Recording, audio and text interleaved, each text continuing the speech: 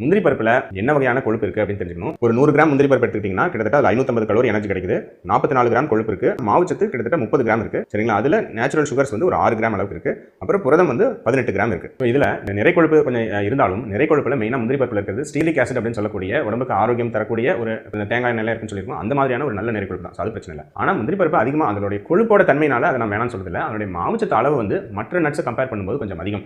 100 கிராம்ல 30 gram அளவு மாவுச்சத்து இருக்கு. ஒரு பாதாம் அல்லது நிலக்கடலை அதெல்லாம் விட முந்திரி பருப்புல 2 ல இருந்து 2.5 மடங்கு மாவுச்சத்து கார்போஹைட்ரேட்டும் நேச்சுரல் சுகர்ஸும் அதிகம் இருக்கு. அதனால தான் அந்த இனிப்பு தன்மை அந்த டேஸ்ட் நமக்கு கிடைக்குது. நீங்க மற்ற விஷயங்கள் கம்பேர் பண்ணும்போது ஒரு அரிசி எடுத்துட்டீங்கன்னா 100 கிராம்ல 78 கிராம் மாவுச்சத்து இருக்கு. ஒரு கோதுமையோ அல்லது ராகியோ 75 கிராம் மாவுச்சத்து இருக்கு. ஸோ அதெல்லாம் கம்பேர் பண்ணும்போது ஈவன் சுண்டல் பயிர்கள்லாம் விட கூட முந்திரி பருப்புல மாவுச்சத்து கம்மி தான்.